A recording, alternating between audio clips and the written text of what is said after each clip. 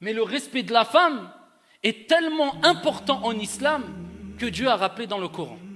Et le prophète alayhi salatu wassalam, dans les récits prophétiques authentiques, que la femme, c'est ta fille, c'est ton épouse, c'est ta mère, et que lorsqu'elle est une fille, c'est une protection pour toi contre le feu de l'enfer.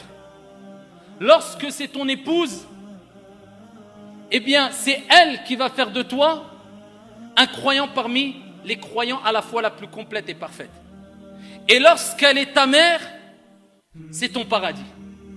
Lorsqu'elle est ta fille, c'est une protection pour toi contre le feu de l'enfer. La preuve rapportée par l'imam al-Bukhari.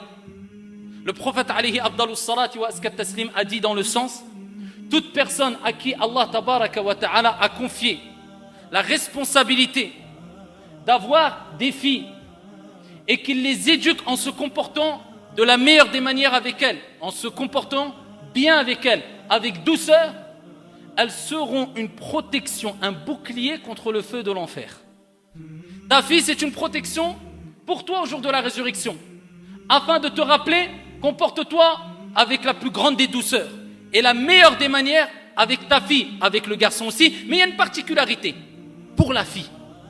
Lorsqu'elle est ton épouse, rapporté par l'imam at-Tirmidhi, bisanadin Hassan, le prophète alayhi salatu wassalam a dit: akmalul mu'minina imanan ahsanuhum khuluqa.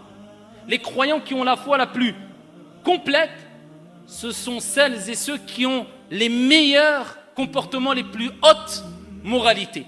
Wa khiyarukum khiyarukum linisa'ihim. Et les meilleurs d'entre vous, c'est comme si le prophète nous disait: ceux qui ont les meilleurs comportements, et les meilleurs d'entre vous sont ceux qui sont les meilleurs envers les épouses. Ton épouse fera de toi un croyant parmi les croyants à la foi la plus complète. Et lorsqu'elle est ta mère, la femme, eh bien le prophète alayhi salatu wassalam nous dit, dans le hadith rapporté par An-Nasa'i, il dit à un compagnon: ilzamha fa innal jannah tahta aqdamiha.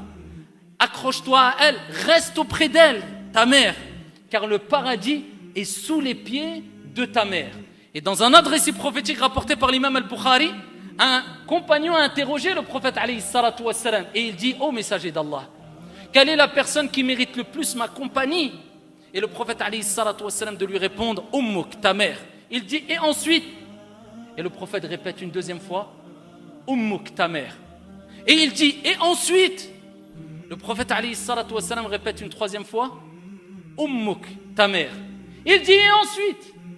Et seulement à ce moment-là, le prophète alayhi salatu wassalam dit: Abouk, ton père.